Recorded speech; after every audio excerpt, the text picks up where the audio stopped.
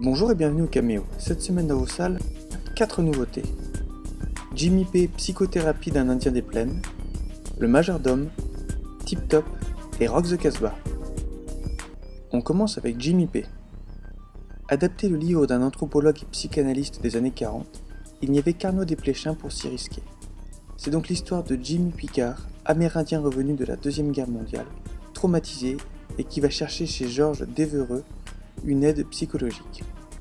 Entre les deux êtres va se créer une relation complexe et forte, de celle qui unit les marginaux.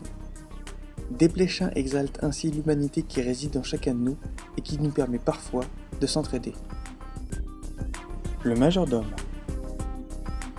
L'histoire vraie de Cecil Gaines, majordome de 7 présidents américains et qui fut le témoin privilégié des coulisses de la Maison Blanche.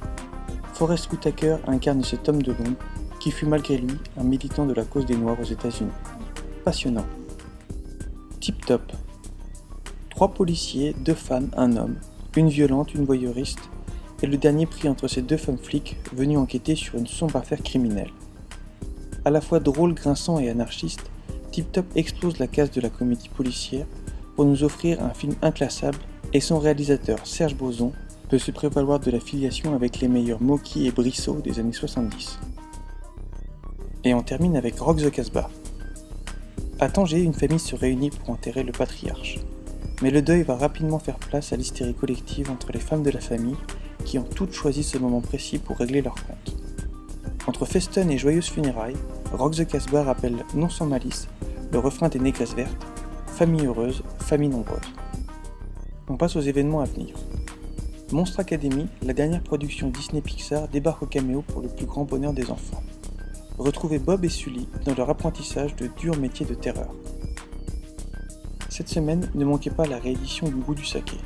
Dernier film de Yasujiro Ozu, il est la synthèse et le testament du réalisateur qui déploie toute sa mise en scène et ses thématiques.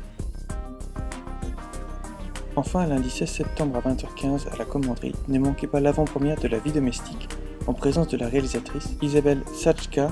Un débat aura lieu à la suite de la projection. Voilà, c'est terminé pour cette semaine, et d'ici à mardi prochain, un seul mot d'ordre.